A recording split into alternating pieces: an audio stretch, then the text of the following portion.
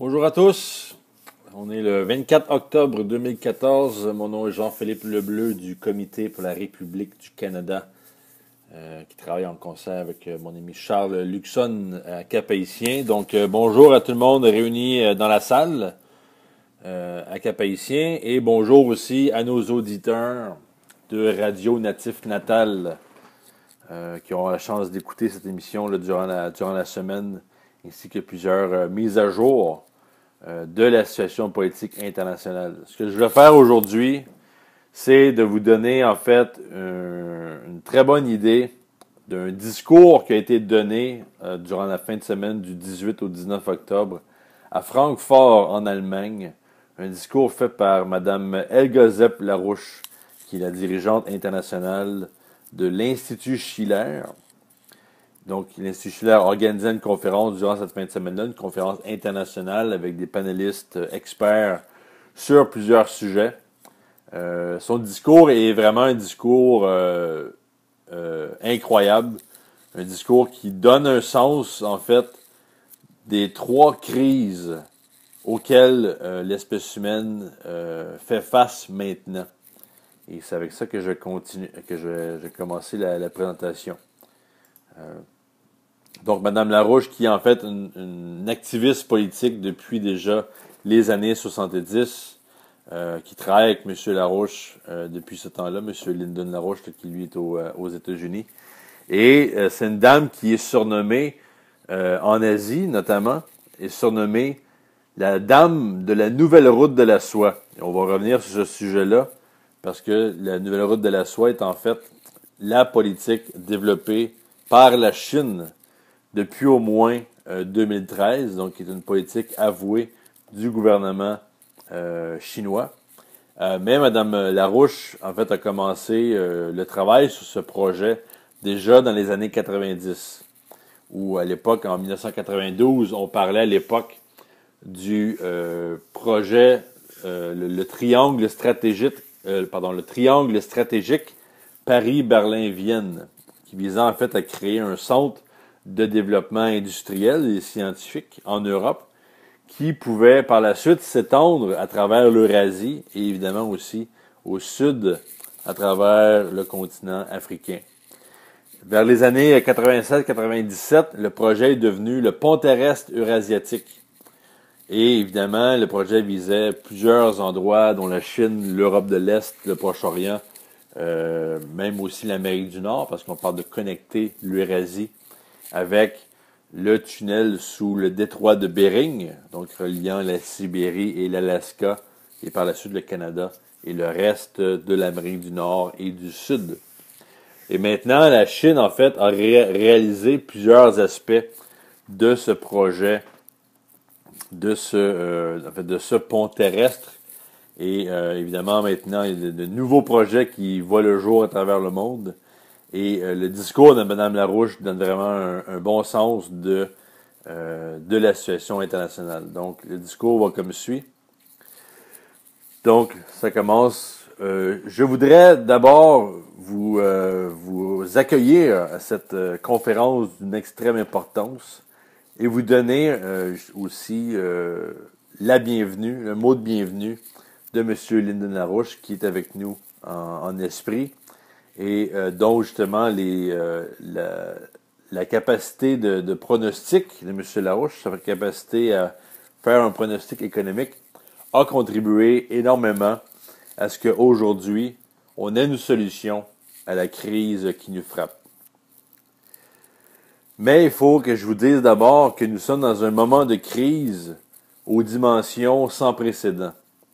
L'humanité maintenant est sur le bord d'un génocide qui pourrait en fait être pire que tout ce que l'espèce humaine a connu jusqu'à présent si les politiques actuelles du secteur transatlantique sont poursuivies et maintenues. Donc le secteur transatlantique, on parle de l'Europe et le secteur des Amériques aussi.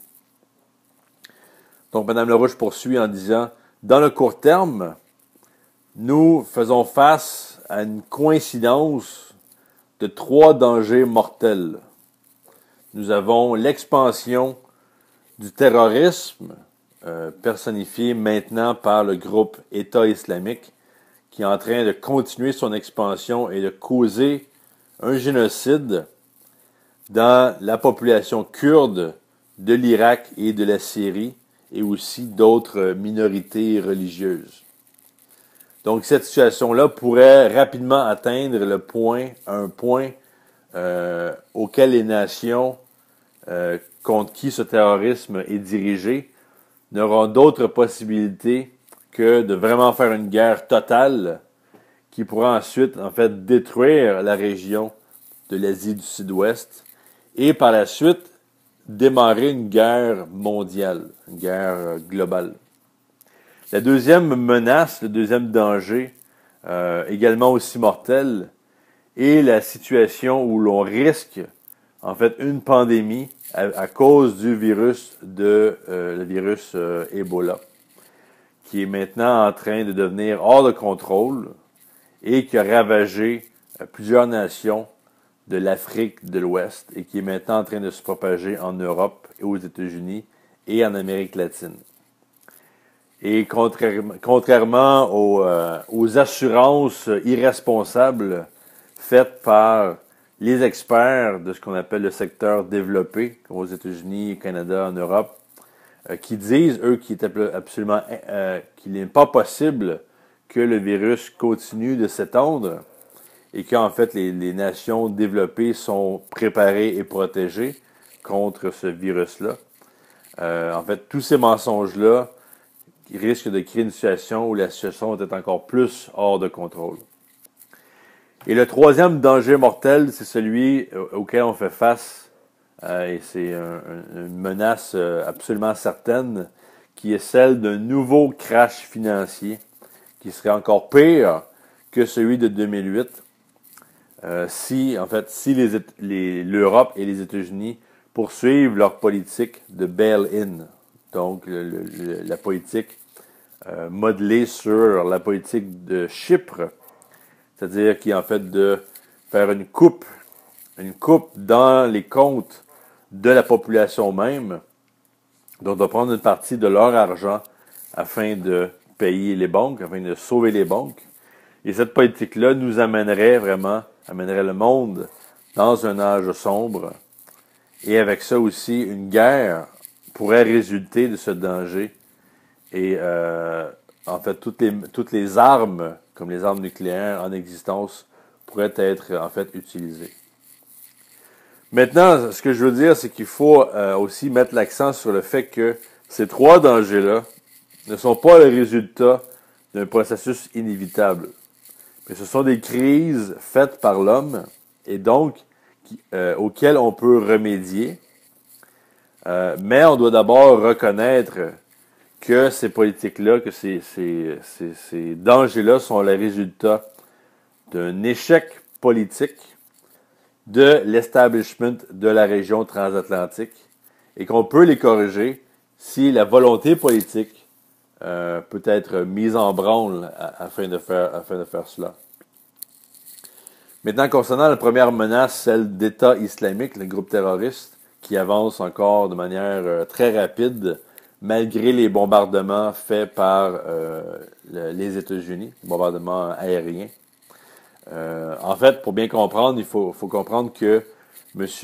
Lyndon LaRouche, l'économiste américain, avait produit un documentaire, un film documentaire en 1999 intitulé « Tempête sur l'Asie », dans lequel, en fait, il mettait déjà en garde à ce moment-là, donc 15 ans auparavant, avant la crise actuelle, sur la politique anglo-américaine qui mène à un encerclement de la Russie.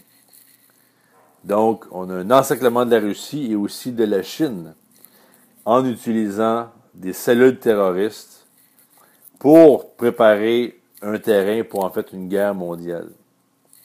Et aussi, on voit de plus en plus le rôle de la Turquie dans cet encerclement de la Russie et de la Chine. Donc, l'idée d'utiliser ce qu'on appelle la carte islamique, donc le terrorisme islamique contre, à l'époque, l'Union soviétique, est en fait une idée qui originait d'un politicien nommé Zbigniew Brzezinski, qui en fait avait amené cette politique-là à une conférence de la commission trilatérale à Kyoto, au Japon, en 1975. Et ensuite, on a eu le groupe des Moudjahidines qui était entraîné et formé pour combattre l'Union soviétique en Afghanistan. Et ce mouvement-là a pris une forme, a pris un peu une vie indépendante et s'est étendu à partir de l'Afghanistan, à travers l'Asie centrale, au Daghestan, en Tchétchénie, au Pakistan et ailleurs. Donc, à l'époque, déjà, on avait une situation assez chaotique.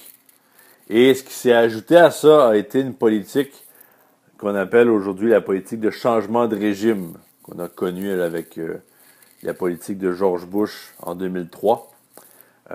Et en fait, cette politique de changement de régime est le résultat d'une intention anglo-américaine afin de transformer le monde en un empire global après l'effondrement de l'Union soviétique.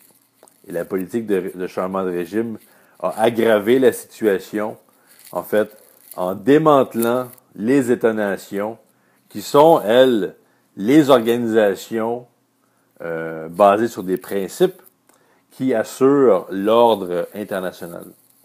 Donc en 2003, la guerre avec Saddam Hussein en Irak, qui était totalement basée sur des mensonges créés par Tony Blair en Angleterre et les renseignements secrets britanniques du MI6, ont transformé l'Irak en un pays, qui ressemble, qui a été détruit pour être amené jusqu'à l'âge de pierre. On a vraiment tout détruit en Irak et on a laissé une situation où le terrorisme s'est mis à croître de manière naturelle. Donc on a vraiment un territoire où le terrorisme enflait, gonflait, s'étendait à travers la région. Ensuite, on a eu la guerre contre la Libye, une guerre anticonstitutionnelle, encore basée sur des mensonges. Les nations comme la Russie et la Chine avaient fait un veto à l'ONU. Et ces nations-là, en fait, on a renversé la situation en clamant que l'intervention en Libye serait une simple intervention humanitaire. Donc, il n'y aurait pas de guerre. Et c'est pour ça, en fait, que les nations comme la Russie et la Chine ont plutôt voté de manière neutre au Conseil de sécurité de l'ONU. Mais maintenant, quand on regarde la Libye, c'est un pays, en fait, qui est dans un chaos total et complet.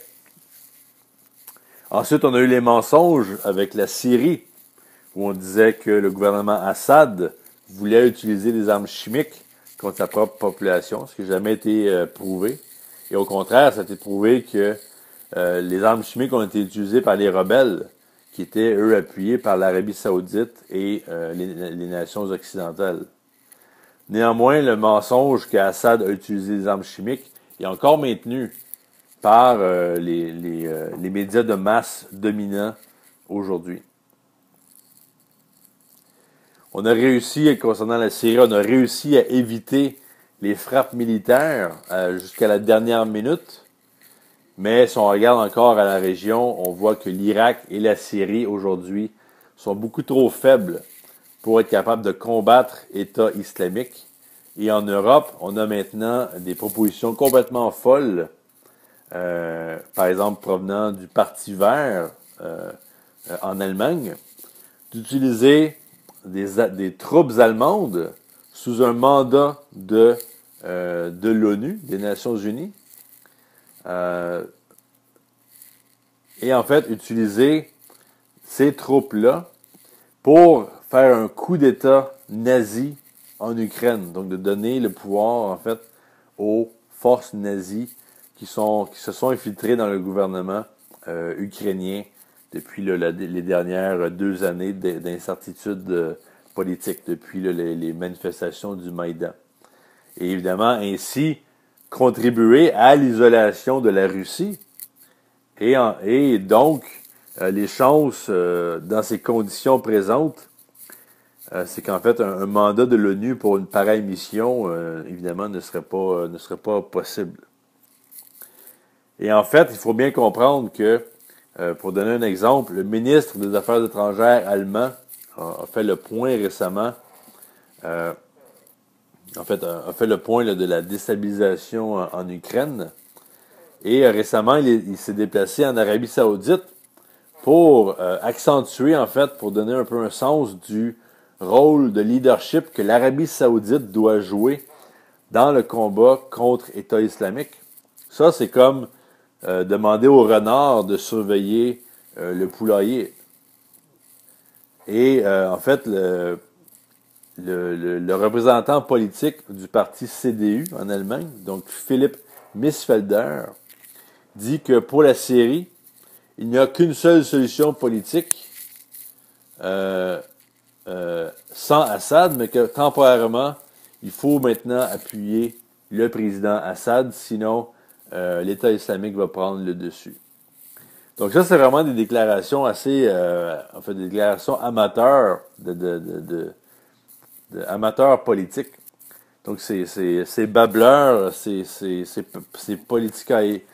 politiciens-là, sont en train de jouer dans une situation qui pourrait nous mener à une guerre, à une troisième guerre mondiale dans le court terme. Et aux États-Unis, quand on regarde là-bas, on voit qu'il y a une révolte grandissante.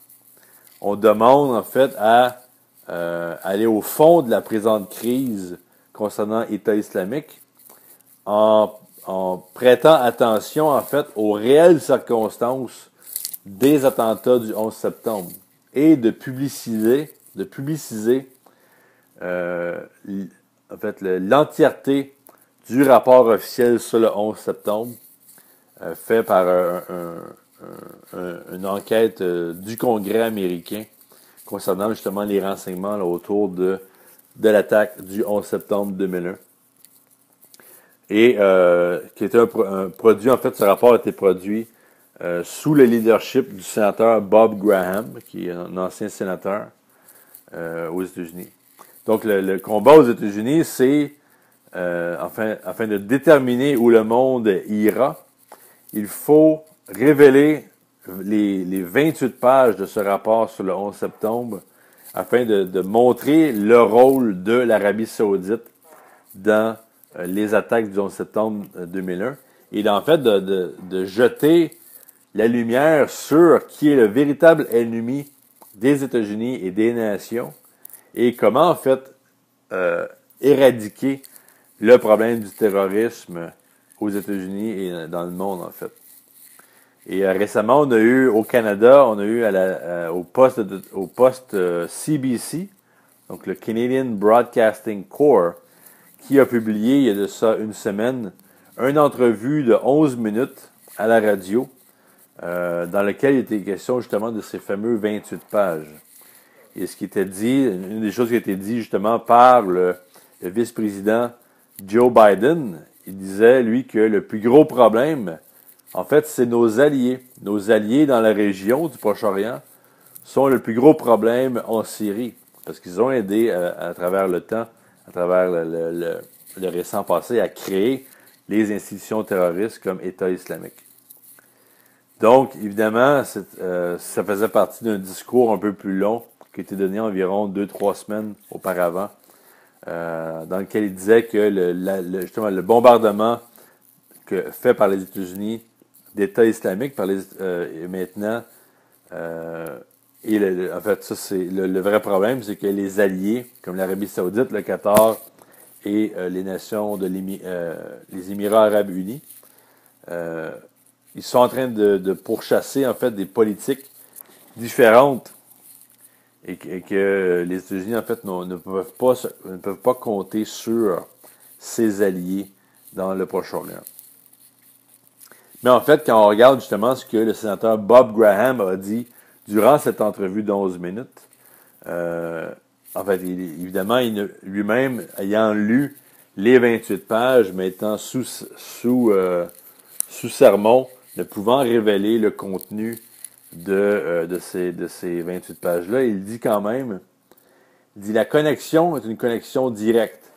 Non seulement l'Arabie Saoudite a promu cette forme d'extrémisme religieux concernant l'État islamique, mais a aussi été un des principaux bailleurs de fonds, premièrement en finançant Al-Qaïda et ensuite en finançant plusieurs franchises Al-Qaïda à travers le monde, plus spécifiquement en Somalie et au Yémen, et maintenant l'appui donné à l'État islamique.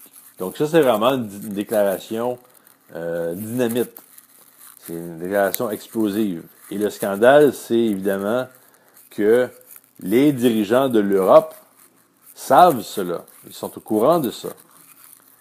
Mais le sénateur Bob Graham est quelqu'un de très réputé comme ancien sénateur. Donc, il était à la tête de l'enquête faite par le Congrès sur le 11 septembre.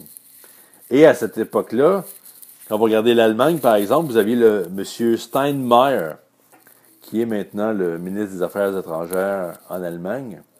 À l'époque, était sous le cabinet du chancelier Schröder et qui était en charge des services secrets. Et maintenant, vous avez M. Steinmeier en tant que ministre des Affaires étrangères pour la deuxième fois. Donc, en fait, il n'y a aucune chance que cette personne-là ne soit pas au courant de ce rôle joué par l'Arabie Saoudite. Et ça va pour tous les groupes, tous les gouvernements en Europe. Donc, de faire semblant, d'aller voir l'Arabie Saoudite et de faire semblant qu'on a besoin d'eux, qu'on a besoin de leur leadership, ben c'est évidemment très hypocrite et c'est perpétuer un mensonge qui est en fait en train de menacer la survie de plusieurs nations. Donc, ce scandale, il faut le rendre public. Et il faut utiliser ce scandale pour faire justement un changement de politique concernant le financement et le développement de groupes terroristes à partir des Moudjahidines, Al-Qaïda, Al-Nusra et maintenant État islamique. Donc, ces groupes-là doivent disparaître le plus vite possible. Maintenant, si on regarde Bloomberg, le service de renseignement Bloomberg a écrit un article récemment dans lequel ils disent que l'État islamique, en fait, est en train de créer, de développer et d'entraîner des combattants tchétchènes contre Poutine, contre Vladimir Poutine. Et qu'en fait, un des principaux commandants d'État islamique, qui vient de Géorgie, son surnom étant Omar le Tchétchène, son nom complet étant Omar al-Shishani, discute ouvertement qu'en fait, la cible ultime d'État islamique est en fait le président Poutine. Et on sait d'ailleurs que la majorité des combattants dans l'État islamique sont de Tchétchénie et qu'ils se préparent à amener le combat en Asie du Sud-Ouest et l'amener directement en Russie. Ensuite, on a le leader des nazis en Ukraine, le leader du parti secteur droit, Pravi Sector, donc un dénommé Dmytro Yarosh, qui lui, en fait, demande au seigneur tchétchène Doku Umarov de prendre les armes contre la Russie. Et ce même Yarosh, en fait, a déjà combattu durant la première guerre tchétchène contre la Russie du côté des Tchétchènes. Donc, d'après ce qu'on peut voir jusqu'à maintenant, ces opérations ne sont pas simplement dans le Proche-Orient, mais ces organisations terroristes sont dirigées contre la Russie et aussi la Chine. Donc, par exemple, le 4 juillet de cette année, le leader d'État islamique, Abu Bakr al-Baghdadi, a publié une carte géographique qui montrait en fait l'étendue de ce groupe terroriste et qu'ils essaient en fait de construire des cellules aussi en Chine et dans une vingtaine d'autres pays à caractère musulman. Donc, quelle conclusion doit-on tirer de tout ça? Bien, plutôt que de s'allier avec des pays qui aident à la croissance et au financement des groupes terroristes, des Moudjahidines jusqu'à État islamique aujourd'hui, si on veut vraiment prévenir l'escalade de la situation, en fait, du danger de guerre mondiale maintenant, il faut absolument changer la direction et former une alliance incluant la Russie, la Chine, l'Inde, l'Iran, la Syrie, l'Égypte. Et seulement avec ce changement de politique et d'aller justement dans cette nouvelle direction, pourra-t-on arrêter la crise. Et ça veut dire aussi d'agir de manière très urgente afin de mettre la question d'une nouvelle architecture de sécurité pour, en fait, pour le monde entier, de discuter de cette proposition parce qu'on est dans une situation où on ne peut pas simplement avoir quelques pays qui sont dans une confrontation avec la Russie et penser qu'on va éviter une guerre mondiale, une troisième guerre mondiale.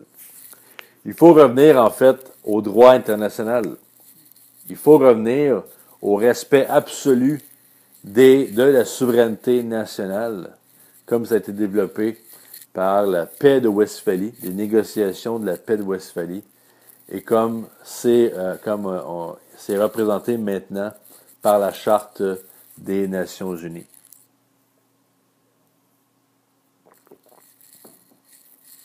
Ensuite, le paradigme de changement de régime à travers les fameuses révolutions colorées est aussi une forme de guerre, même si c'est une guerre non déclarée. Il faut rendre ce type de révolution-là illégal.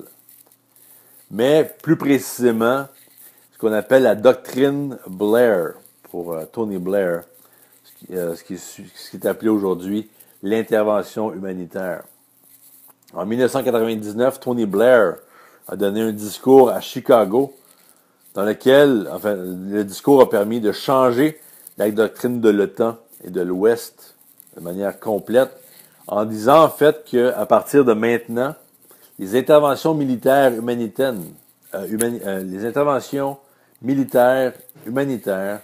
allaient être permises par l'OTAN sans aucun mandat de l'ONU. Et on a vu ça en fait pour la première fois durant la guerre au Kosovo contre la Yougoslavie. Il faut aussi évidemment se débarrasser de ce concept qu'on appelle le droit de protection, the right to protect, qui est encore une conséquence de la doctrine Blair, qui a été adoptée en 2005 par le sommet mondial, durant le sommet mondial des Nations Unies. Parce que cette politique a mené en fait à l'érosion l'érosion des nations, comme on le voit dans le Proche-Orient et en Afrique maintenant. Maintenant, parlons justement de cette question de la paix de Westphalie.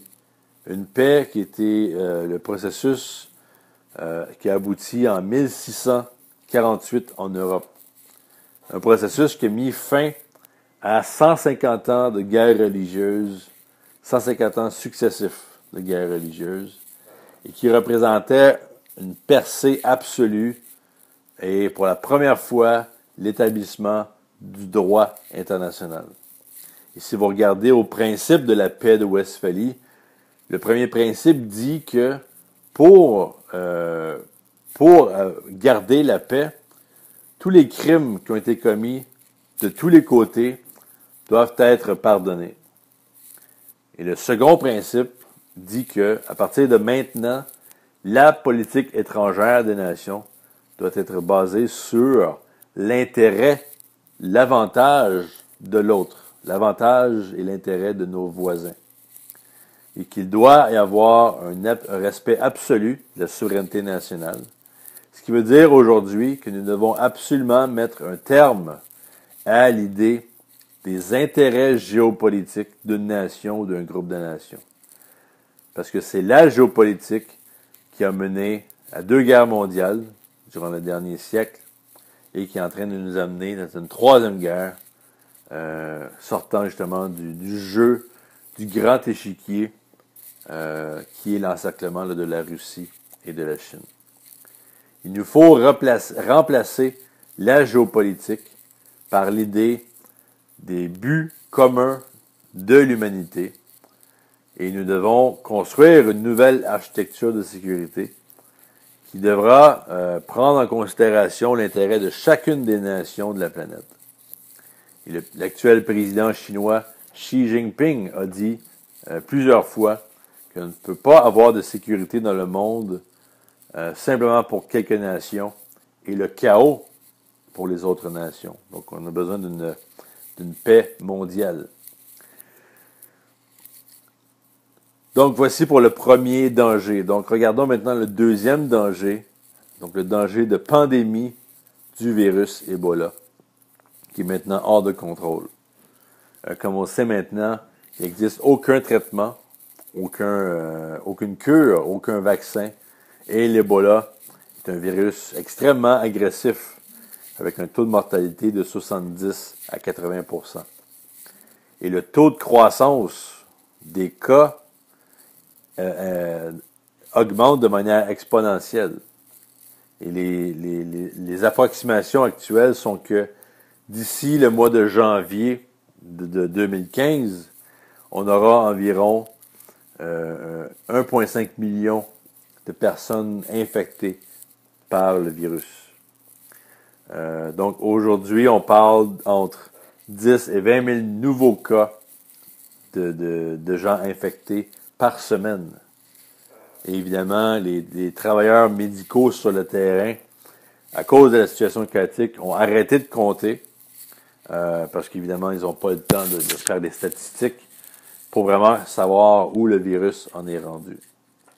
Au mois de mars, quand on a eu les premières percées du virus dans l'Afrique de l'Ouest, essentiellement en Sierra Leone, au Libéria et en Guinée, à ce moment-là, ces pays ont demandé l'aide de l'OMC, de l'Organisation mondiale du commerce et des Nations unies, mais ils n'ont reçu aucune aide. Maintenant, dans une situation où le personnel médical a abandonné la bataille, à faute de moyens, c'est une situation qui a été décrite par Boccaccio. On parle du XVIIe siècle, dans son livre Le Décameron, dans lequel il parle en fait des gens qui étaient infectés par un virus, qui ont été d'abord mis dans un camp d'isolation pour garder les gens isolés des autres personnes en santé. Et parce que ces camps-là étaient beaucoup trop peuplés, ces camps d'isolation-là sont devenus des camps de la mort. Donc les gens se font dire aujourd'hui, restez chez vous, prenez des aspirines, ne quittez pas votre maison pour ne pas infecter les autres. Évidemment, ce qui veut dire que la famille des personnes infectées par le virus, par la suite vont mourir eux-mêmes.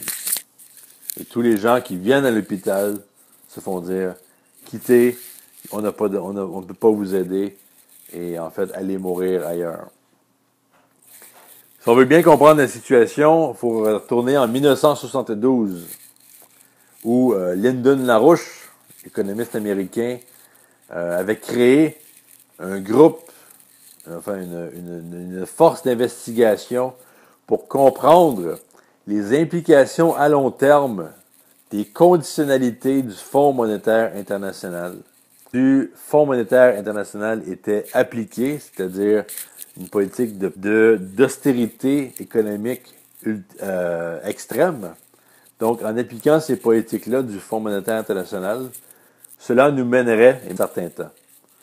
Et comme on le sait aussi, en 1974, Henry Kissinger, à l'époque qui était un conseiller à la sécurité nationale aux États-Unis, avait publié un rapport, un mémoire intitulé le National Security Study Memorandum 200, donc le NSSM 200, dans lequel il explique que la population aux intérêts de la sécurité nationale des États-Unis, parce que trop de gens utiliseraient trop de ressources et voulant sécuriser ces ressources pour les États-Unis, il fallait en fait investir dans les politiques de santé. Vous ne pouvez pas investir dans les infrastructures, mais vous devez payer votre dette Donc, évidemment, les conséquences sont claires.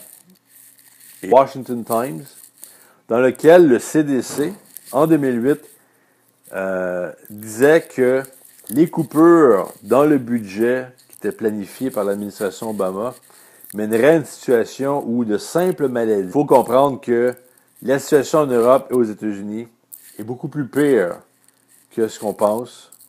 Parce qu'il semble que, comme pour l'exemple avec l'Espagne, que quand les premiers cas du virus Ebola émergent et qu'ensuite les infirmières sont infectées, en fait, on réalise qu'il n'y a aucun protocole pour le personnel médical, aucun protocole pour s'occuper du virus Ebola.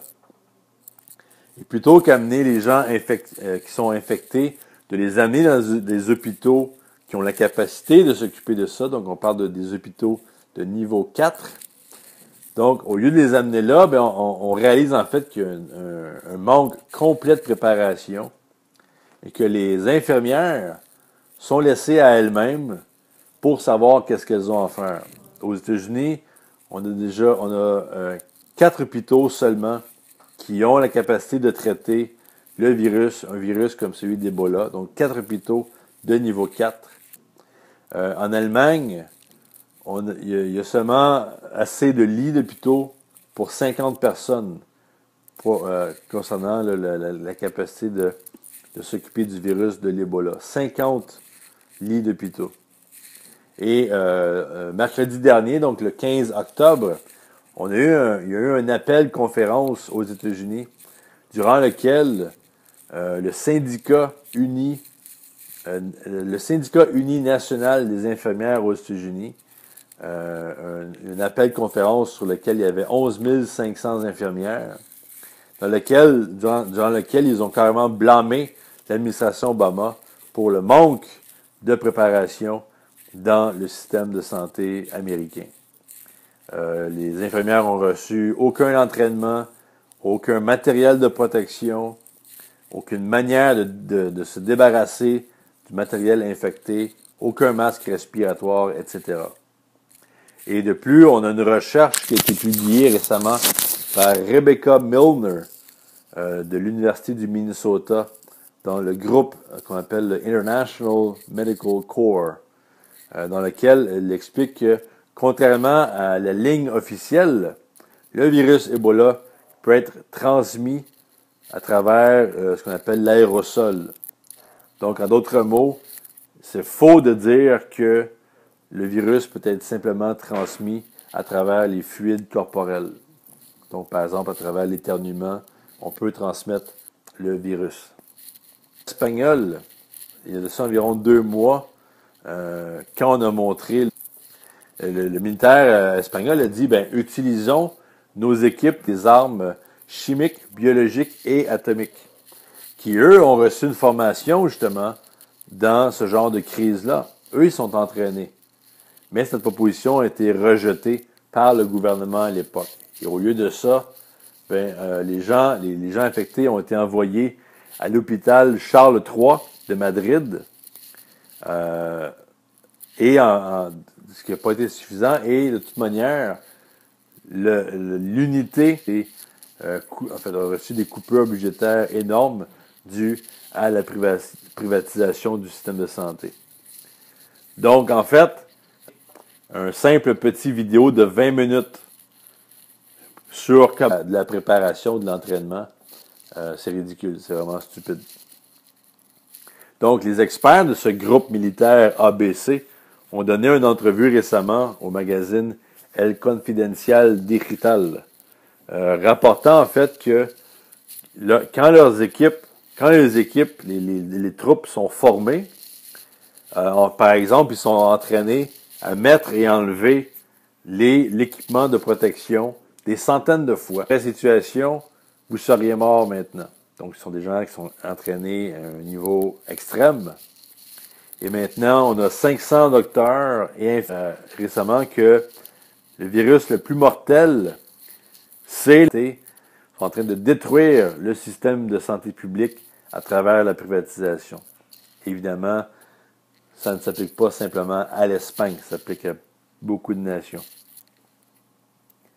Donc, évidemment, les ministres de santé de l'Europe tiennent en général le même discours en disant que le virus n'est pas hors de contrôle, qu'il ne peut être transmis par aérosol. Mais il faut dire absolument que le pire risque pour la contamination rapide de l'Ebola en Europe maintenant, c'est la politique d'austérité de la Grèce, de l'Italie, de l'Espagne, du Portugal. Et on peut voir, prendre la température des gens à l'aéroport et dans les chemins de fer et dans les stations de train pour vérifier simplement leur température, ce qui fait absolument rien pour prévenir la contagion et l'infection. En Europe, on se rend compte que les lits d'hôpitaux ont en fait diminué à partir de 2003 jusqu'en 2014 à cause des politiques d'austérité. En Allemagne, on a baissé de 6%, en France de 16%. La situation soit désespérée. Et utiliser spécifiquement différentes sections des armées internationales qui ont été entraînées contre la guerre biologique, parce que maintenant, c'est la seule capacité qu'on a de s'occuper du problème. Et encore là, on vise une coopération entre les États-Unis, la Russie, la Chine, l'Inde, les pays européens et d'autres. Sans ça, on ne pourra pas résoudre le problème. Donc, on a deux situations dans lesquelles la continuation de notre confrontation contre la Russie est vraiment suicidaire pour l'espèce humaine. Et je peux vous assurer que d'ici les prochaines semaines et les prochains mois, on va avoir une panique grandissante dans le monde à propos de toutes ces situations-là. Et il faut aider, à transformer cette panique en une reconnaissance que la race humaine doit changer sa direction. Qu'il faut en fait avoir une nouvelle architecture de sécurité nationale dans laquelle toutes les nations sont représentées et ces nations-là peuvent travailler ensemble afin de contenir ces dangers mortels.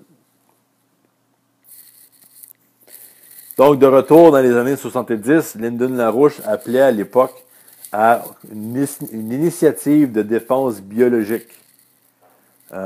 Donc, ce qui s'est produit dans le contexte où les mesures du FMI est en train de croître et de s'étendre. Donc, M. LaRouche a réitéré cet appel après les attaques à l'anthrax aux États-Unis, dans le contexte du 11 septembre 2001, et a aussi appelé à une défense nationale pour faire la guerre, en fait, aux germes, se basant sur les leçons apprises durant la guerre de Corée, qui ont ensuite donné naissance à l'acte Hill-Burton aux États-Unis, qui a permis la croissance des hôpitaux publics à l'époque là-bas. En février 2006, M. LaRouche a appelé à l'initiative de défense biologique encore, après que la grippe aviaire ait touché 3 continents et il y avait à l'époque un danger immédiat de mutation du virus qui aurait pu en fait se transmettre de personne à personne. Donc à ce moment-là, en fait, on parle de 1991, l'Organisation mondiale de la santé a dit qu'il y avait une fenêtre de 10 ans avant la combinaison de nouvelles et d'anciennes pandémies et que les maladies résistantes aux antibiotiques créeraient des nouvelles conditions pour un holocauste biologique. Donc, évidemment, aujourd'hui, c'est encore plus urgent de mettre toutes les ressources internationales ensemble pour éviter le genre de duplication qui se produit maintenant parce que les gens, en fait, on a un problème où la recherche est axée sur les profits financiers. Donc, on cherche à développer un nouveau remède qu'on va utiliser pour faire de l'argent. Alors qu'en fait, on risque aujourd'hui une nouvelle peste noire qui pourrait réduire la population, comme ce qui s'est passé au 14e siècle en Europe. Donc, cette initiative biologique demanderait évidemment un crash program, donc un programme de recherche très intense pour trouver les solutions. Mais il faudrait avoir une approche totalement différente, pas une approche de profit par les compagnies pharmaceutiques, mais de regarder plutôt les questions fondamentales, à savoir qu'est-ce que la vie elle-même, donc d'étudier le concept de vie même, d'un point de vue des connexions, des rapports entre la biosphère et la noosphère, donc de la nature et de l'esprit humain, dans le sens amené par le scientifique russe Vladimir Vernadsky. Donc, il était déjà clair dans les années 70 qu'on s'en allait vers un crash financier et un nouveau danger de nouveaux types de fascisme. C'était justement le pronostic de mon mari, Lyndon LaRouche, le 15 août 1971, lorsque Richard Nixon, alors président des États-Unis, a divorcé le dollar du système or international et a démantelé le système économique Bretton Woods. Et par la suite, M. LaRouche a dit qu'on allait se retrouver dans un crash financier sans précédent. Donc, la situation internationale, le système financier international est devenu encore plus criminel depuis ce temps-là. Et en fait, on regarde par exemple la déclaration de Jean Ziegler, qui est le nouveau commissaire à l'ONU pour l'enquête menée sur les fonds vautours, les fonds spéculatifs vautours, dans lequel il a nommé le système actuel comme étant un système cannibalistique, un système cannibale dans lequel les éléments criminels sont les fonds vautours, qui sont responsables en grande partie des conditions, des conditions mondiales. Et aujourd'hui, des nations comme l'Argentine sont impliquées dans une bataille contre ces mêmes fonds vautours. Des fonds qui ont fait des prêts aux nations, comme dans le cas de l'Argentine, ont fait des prêts de 48 millions de dollars et veulent un retour d'investissement de 850 millions de dollars, donc ils demandent un profit de 1600% sur 6 années.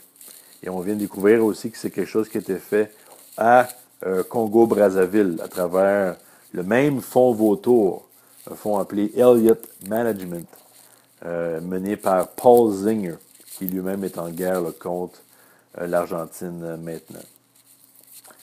Donc, il faut absolument savoir que combien de médecins, comment de nourriture, comment d'appartements peut-on construire, enfin, comment peut-on relancer le développement économique avec les millions que ces fonds vautours-là sont en train de tenter de voler. Beaucoup de vies auraient pu être sauvées dans les dernières 4 décennies. Et nous sommes à un moment aujourd'hui que les politiques du FMI sont en fait 100 fois pires que celles d'Adolf Hitler.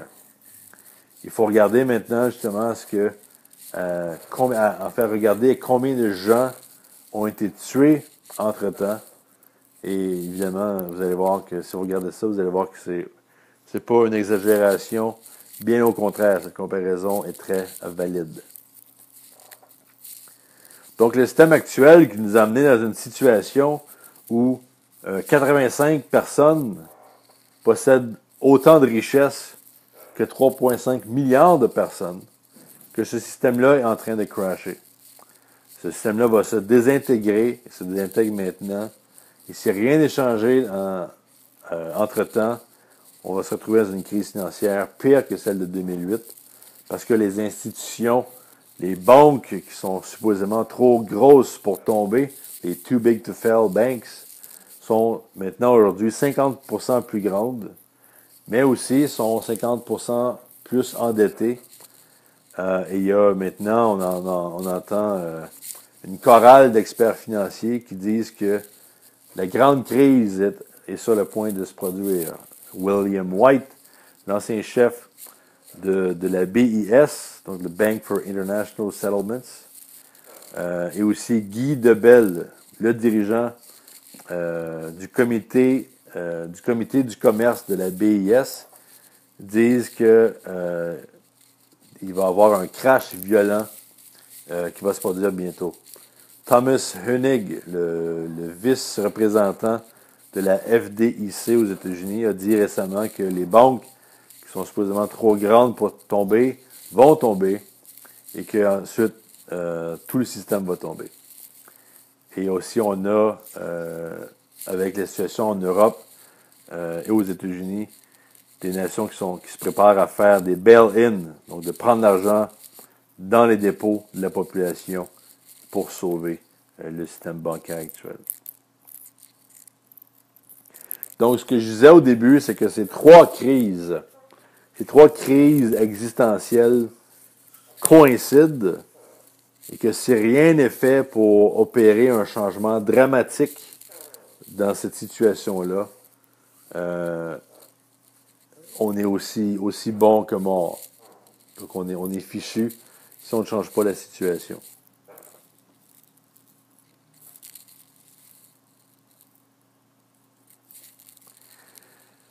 Maintenant, heureusement, il y a une solution, il y a une porte de sortie.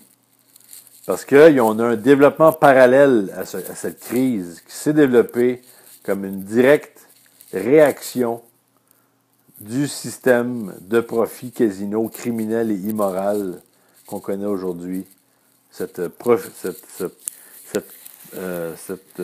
accumulation de profit pour une minorité et la pauvreté et la mort pour des millions, si ce n'est pas des milliards. Donc la préparation de ce système alternatif est en train de se construire depuis déjà un très long moment. C'était en fait le combat du mouvement des pays non alignés dans les années 60 et 70 qui se battaient pour un nouvel ordre économique plus juste, mais qui ont été écrasés à ce moment-là et qui ont subi les conséquences. Donc cette organisation-là travaillait et combattait déjà avec M. Lyndon LaRouche qui lui appelait en 1975 à la création d'une banque de développement international pour remplacer le Fonds monétaire international et investir dans des projets. Donc ce combat-là est encore un combat aujourd'hui. Et aujourd'hui, nous avons une nouvelle période dans laquelle la civilisation commence avec justement la déclaration du président Xi Jinping de Chine que nous devons construire nous chameaux à pied et par bateau. Donc un défi énorme. Aujourd'hui, en fait, j'ai eu la chance moi-même de visiter cette région-là à la fin du mois d'août sur l'invitation de la fondation en Chine Sung Ching-ling et de l'Académie Dung Huang qui nous avait invités à faire un voyage dans cette région-là à partir de Lanzhou à la muraille de Chine à Jiayungang, Dunyang et plus loin encore dans le désert Gobi. Donc c'était vraiment très intéressant et on ne voit qu'un désert, mais ce désert-là est en fait le point de branchement pour d'autres chemins de fer qui peuvent mener dans d'autres régions encore plus éloignées. Donc la nouvelle route de la soie, ce n'est pas simplement une connexion entre la Chine et l'Asie centrale et l'Europe. C'est un nouveau concept dans lequel chaque pays de la planète est invité à joindre. Donc, dans ce contexte, il faut voir justement que la Chine se joint à d'autres nations pour former le groupe du BRICS. Donc, Brésil, Russie, Inde, Chine, Afrique du Sud. Donc, plusieurs ententes ont été signées entre ces nations-là. La Chine et la Russie ont signé des ententes de 30 à 40 ans pour les échanges de gaz naturel, plus une quarantaine d'accords qui ont été signés récemment. Donc, évidemment, c'est la même chose entre le Brésil. Vous avez des projets entre le Brésil et le Pérou de faire un chemin de fer transcontinental qui traverserait l'Amérique du Sud, de l'Est vers l'Ouest. Aussi, vous avez un projet de faire un nouveau canal du Panama dans la même région. Vous avez des projets de chemin de fer à haute vitesse partout.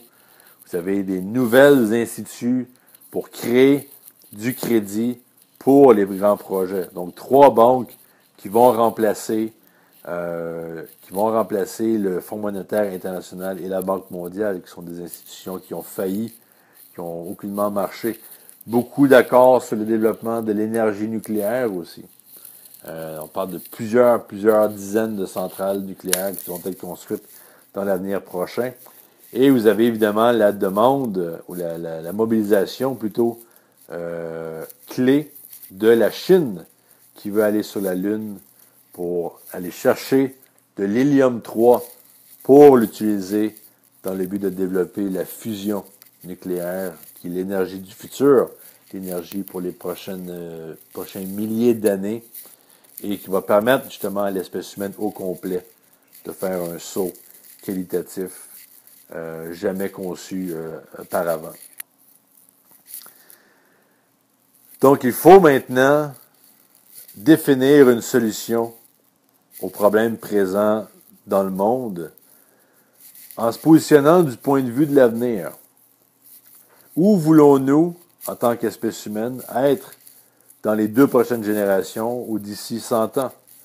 Si on ne veut pas être dans un âge sombre dans lequel seulement quelques millions de misérables personnes vont réussir à survivre en vivant dans des cavernes et dans la faune, est-ce qu'on va avoir ça ou est-ce qu'on aura une espèce humaine qui va être capable en fait de mettre un terme au système impérial et éviter une guerre nucléaire d'extinction, une guerre qui mettrait un terme à l'espèce humaine?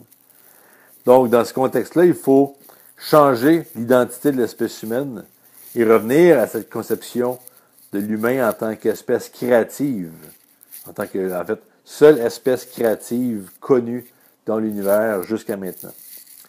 Donc, nous devons créer maintenant un mouvement de masse pour les buts communs de l'humanité, pour une vision pour l'avenir.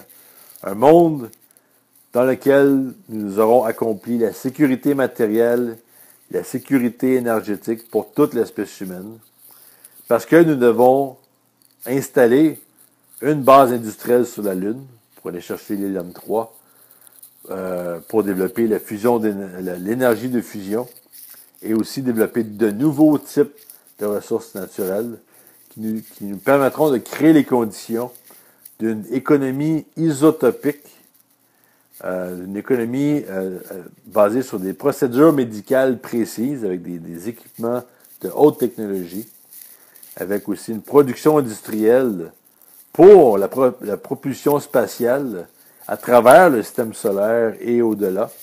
Aussi un système de défense contre les astéroïdes qui peuvent toucher l'espèce humaine. Donc les astéroïdes, les météorites et les comètes.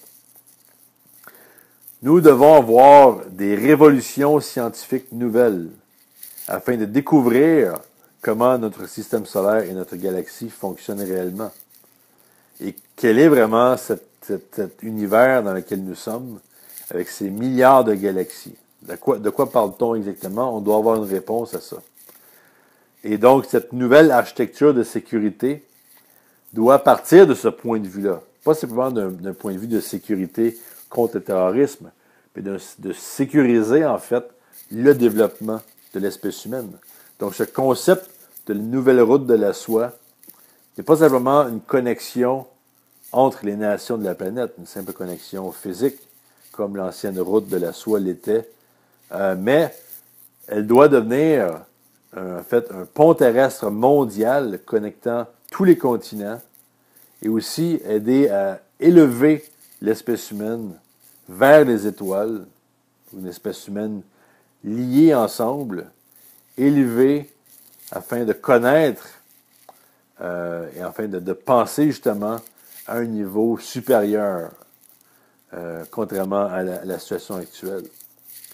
Donc, c'est exactement ça qui doit devenir l'identité de l'esprit humain dans ce contexte de la nouvelle route de la soie, c'est-à-dire de ressusciter la question de créativité humaine, qui sera le principe de cohésion entre toutes les nations et la connexion de ces nations-là avec le reste de l'univers. Donc, nous devons nous assurer que l'espèce humaine, finalement, deviendra complètement humaine. La région de l'Asie du Sud-Ouest et par la suite démarrer une guerre mondiale, une guerre globale. La deuxième menace, le deuxième danger, également aussi mortel, est la situation où l'on risque en fait une pandémie à cause du virus le virus Ebola, qui est maintenant en train de devenir hors de contrôle et qui a ravagé plusieurs nations de l'Afrique de l'Ouest et qui est maintenant en train de se propager en Europe et aux États-Unis et en Amérique latine.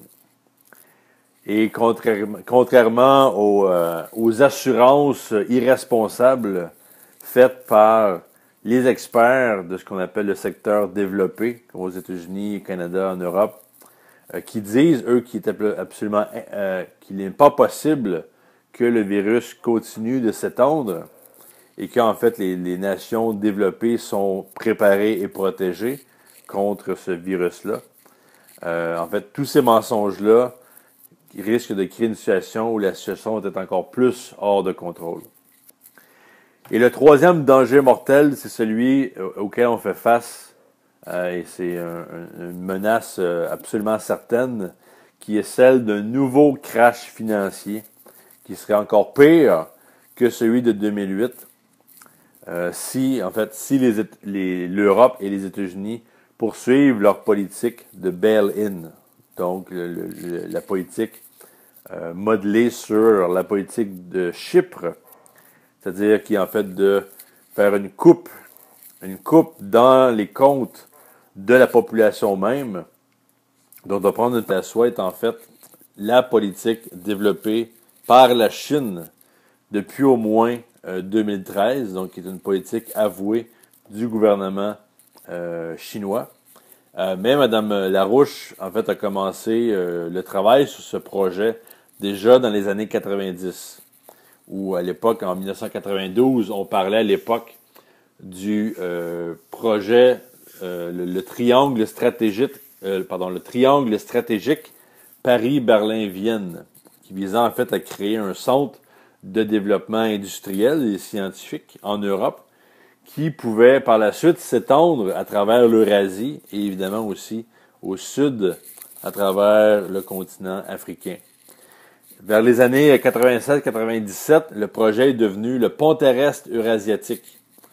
Et évidemment, le projet visait plusieurs endroits, dont la Chine, l'Europe de l'Est, le Proche-Orient, même aussi l'Amérique du Nord, parce qu'on parle de connecter l'Eurasie avec le tunnel sous le détroit de Bering, donc reliant la Sibérie et l'Alaska, et par la suite le Canada, et le reste de l'Amérique du Nord et du Sud. Et maintenant, la Chine, en fait, a réalisé plusieurs aspects de ce projet, de ce pont terrestre. Et évidemment, maintenant, il y a de nouveaux projets qui voient le jour à travers le monde. Et le discours de Mme Larouche donne vraiment un bon sens de la situation internationale. Donc, le discours va comme suit. Donc, ça commence. Je voudrais d'abord vous accueillir à cette conférence d'une extrême importance et vous donner... Bonjour à tous, on est le 24 octobre 2014, mon nom est Jean-Philippe Lebleu du Comité pour la République du Canada, qui travaille en concert avec mon ami Charles Luxon à Cap-Haïtien. Donc bonjour à tout le monde réuni dans la salle à Cap-Haïtien et bonjour aussi à nos auditeurs de Radio Natif Natal qui auront la chance d'écouter cette émission là, durant la semaine, ainsi que plusieurs mises à jour de la situation politique internationale. Ce que je vais faire aujourd'hui, c'est de vous donner en fait une très bonne idée d'un discours qui a été donné durant la fin de semaine du 18 au 19 octobre à Francfort en Allemagne. Un discours fait par Mme Helga Zepp-Larouche, qui est la dirigeante internationale de l'Institut Schiller. Donc, l'Institut Schiller organisait une conférence durant cette fin de semaine-là, une conférence internationale avec des panélistes experts sur plusieurs sujets. Son discours est vraiment un discours incroyable, un discours qui donne un sens, en fait, des 3 crises auxquelles l'espèce humaine fait face maintenant. Et c'est avec ça que je continue, que je vais commencer la présentation. Donc, Mme Larouche, qui est en fait une activiste politique depuis déjà les années 70, qui travaille avec M. Larouche depuis ce temps-là, M. Lyndon Larouche, qui lui est aux États-Unis. Et c'est une dame qui est surnommée, en Asie notamment, est surnommée la dame de la nouvelle route de la soie. Et on va revenir sur ce sujet-là, parce que la nouvelle route de la aussi la bienvenue, le mot de bienvenue de M. Lyndon Larouche, qui est avec nous en esprit, et dont justement la capacité de pronostic de M. Larouche, sa capacité à faire un pronostic économique, a contribué énormément à ce qu'aujourd'hui, on ait une solution à la crise qui nous frappe. Mais il faut que je vous dise d'abord que nous sommes dans un moment de crise aux dimensions sans précédent.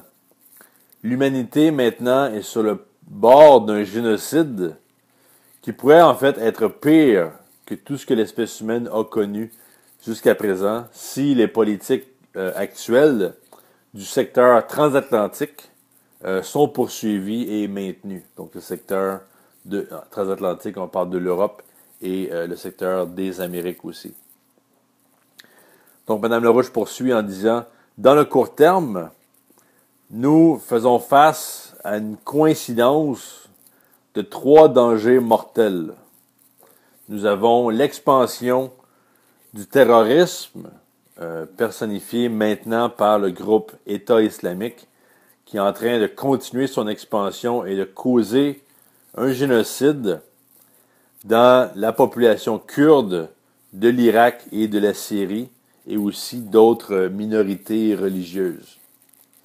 Donc cette situation-là pourrait rapidement atteindre un point auquel les nations contre qui ce terrorisme est dirigé n'auront d'autre possibilité que de vraiment faire une guerre totale qui pourra ensuite en fait détruire la partie de leur argent afin de payer les banques, afin de sauver les banques.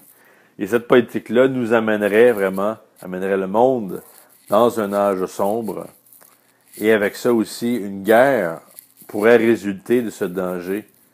Et en fait, toutes les armes, comme les armes nucléaires en existence, pourraient être en fait utilisées. Maintenant, ce que je veux dire, c'est qu'il faut aussi mettre l'accent sur le fait que ces 3 dangers-là ne sont pas le résultat d'un processus inévitable. Mais ce sont des crises faites par l'homme et donc auxquelles on peut remédier. Mais on doit d'abord reconnaître que ces politiques-là, que ces dangers-là sont le résultat d'un échec politique de l'establishment de la région transatlantique et qu'on peut les corriger si la volonté politique peut être mise en branle afin de faire cela. Maintenant, concernant la première menace, celle d'État islamique, le groupe terroriste, qui avance encore de manière très rapide, malgré les bombardements faits par les États-Unis, bombardements aériens. En fait, pour bien comprendre, il faut comprendre que M. Lyndon Larouche, l'économiste américain, avait produit un documentaire, un film documentaire en 1999 intitulé « Tempête sur l'Asie », dans lequel, en fait, il mettait déjà en garde à ce moment-là, donc 15 ans auparavant, avant la crise actuelle, sur la politique anglo-américaine qui mène à un encerclement de la Russie.